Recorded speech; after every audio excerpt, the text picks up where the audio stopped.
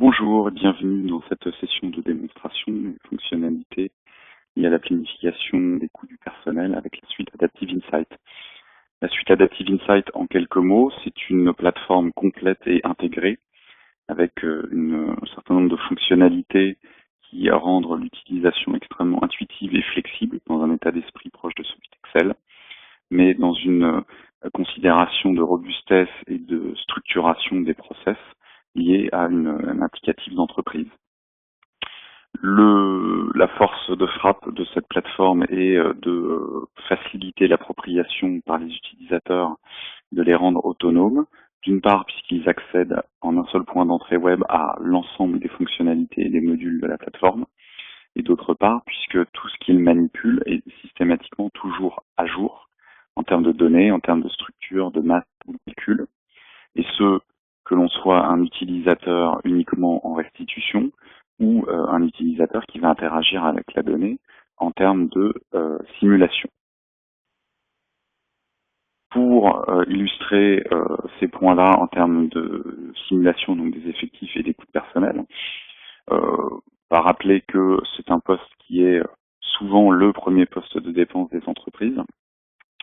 Mécaniquement, c'est un modèle qui est souvent dédié et un peu à part dans un processus budgétaire, d'une part puisqu'il va intégrer et impliquer un autre service que le contrôle de gestion qui est la DRH, d'une part, et d'autre part puisque on va manipuler potentiellement beaucoup d'informations de détail selon que l'on souhaite faire une simulation budgétaire à l'individu ou à rester sur des grandes catégories.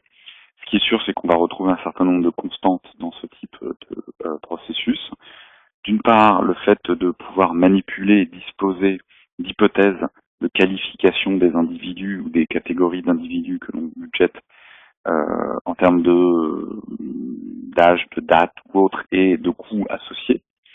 Et on va, à partir du moment où on va avoir saisi ces informations-là, souhaiter que l'information soit propagée le plus rapidement possible.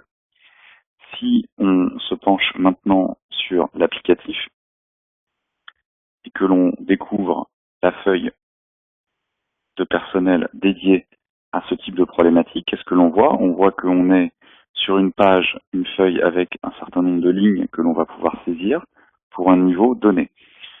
Ces lignes, elles sont en saisie libre, donc on peut ici rajouter des nouvelles lignes, et puis on a la possibilité de rattacher un certain nombre d'informations aux lignes que l'on a saisies, sachant que l'ensemble de ces informations est complètement paramétrable, peut spécifier autant de caractéristiques que l'on souhaite. Sachant qu'on va, à la fin d'une même feuille, parler de caractéristiques directement liées à la personne. Ici, son titre. Donc on voit un peu le type de poste qui va pouvoir être proposé à la personne en termes de planification, ce qui va permettre de guider l'utilisateur dans sa saisie. Donc on va également retrouver, par exemple, pourquoi pas des menus combos pour guider la saisie. On peut retrouver un champ de saisie libre, on peut retrouver des champs dates qui vont permettre notamment, par exemple, de gérer les dates d'entrée, sortie, ou sur lesquelles on pourra faire des calculs de date anniversaire sur des primes ancienneté, par exemple. Et puis des champs nombres qui vont permettre de spécifier le type de contrat et d'heures par semaine, le montant de la rémunération, le montant des objectifs s'il s'agit d'effectifs commerciaux, etc. Sachant que l'ensemble de ces informations, elles vont être donc saisies par l'utilisateur de façon guidée. Au-delà de cette feuille-là et donc des informations qui sont directement saisies, on va pouvoir associer des hypothèses. On va pouvoir associer des hypothèses qui sont ici des hypothèses transverses à l'ensemble de la société, des hypothèses sur le mois d'augmentation, le pourcentage d'augmentation standard, les pourcentages et les plafonds de retraite ou par exemple les pourcentages de frais de recrutement. Donc là on est sur des hypothèses transverses à l'ensemble de la société, donc qui vont s'appliquer à tous les individus qui auront été saisis. Et puis on peut également avoir des hypothèses dédiées à des pays, puisqu'on peut avoir tout simplement des législations ou des caractéristiques différentes selon les pays, en termes de, par exemple, de taxes fédérales, ici dans l'exemple aux États-Unis, qui peuvent être évidemment différentes selon les États ou selon les endroits où on se situe. Donc on va réellement pouvoir associer des hypothèses complètement transverses à de la saisie ligne à ligne et individualisée. Et l'ensemble de ces composants va permettre de complètement prévoir et planifier le comportement d'écoute personnelle lié à chacun des individus. Donc si on reprend l'exemple d'Isaac Moore, donc on retrouve ici son pourcentage et son montant de rémunération, et puis on va avoir ici l'ensemble des informations qui ont été calculées par le système compte tenu de l'ensemble des hypothèses qui ont été rentrées. Sa commission, le salaire cumulé, un certain nombre de taxes, les équivalents temps plein, la sécurité sociale. On va retrouver également les plans de souscription à la maladie.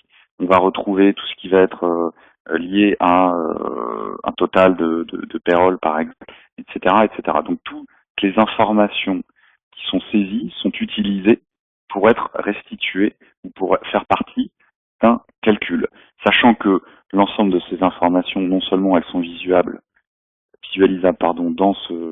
dans cette feuille-là, mais on va bien évidemment les retrouver dans les feuilles en aval de type plateau de charge, où on va pouvoir retrouver pour le mois de janvier, par exemple en question, ici, la capacité avec la fonctionnalité d'explorer, de comprendre de quoi est composé le montant de 28 000 $ qui compose la masse salariale du mois de janvier.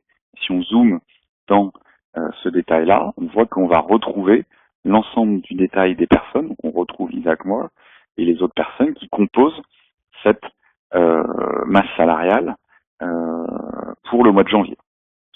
Les frais de personnel peuvent être aussi liés directement au salaire, et puis il peut y avoir tout un tas de coûts aussi dans l'entreprise qui sont liés plus ou moins directement aux coûts de personnel, aux effectifs. Donc ça va permettre aussi de complètement dynamiser son modèle.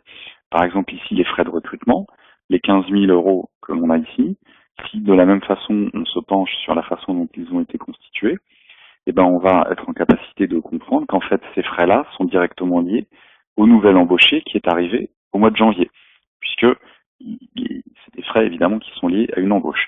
De la même façon, si on regarde l'amortissement, par exemple les amortissements des nouveaux biens, toujours de la même façon, si on explore la cellule et qu'on zoome dans le niveau de détail, on comprend que en fait il y a une ligne budgétaire ici qui est liée à l'équipement informatique du nouvel embauché. Donc on va pouvoir utiliser les frais de personnel comme un véritable vecteur de simulation d'un certain nombre d'autres coûts également. Pour les allocations, notamment par exemple une clé d'allocation sur les IT, si on regarde également ces règles-là, on va être en capacité de comprendre que la règle qui est utilisée pour répartir les coûts de l'IT sont bien liés au total des effectifs, et c'est ça qui permet de proratiser les coûts de l'IT. Donc ça va au-delà même des coûts de personnel.